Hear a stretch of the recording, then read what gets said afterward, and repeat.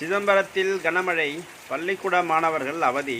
சிதம்பரம் கடலூர் மாவட்டத்தில் பரவலாக மழை பெய்து வரும் நிலையில், சிதம்பரம் மற்றும் சுற்றுவட்டார பகுதிகளில் இன்று மாலை இடியுடன் கூடிய கனமழை பெய்தது.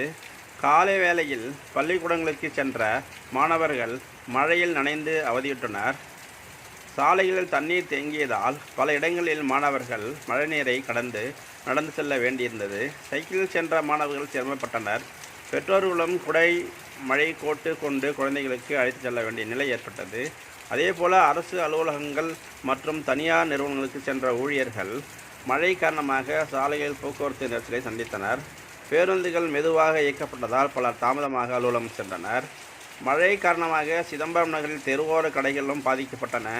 காய்கறி, பழம், மலர் விற்பனையாளர்கள் தங்கள் பொருட்களை மழையிலிருந்து காப்பாற்ற பிளாஸ்டிக் பொருளை பிரித்து போராடினர்.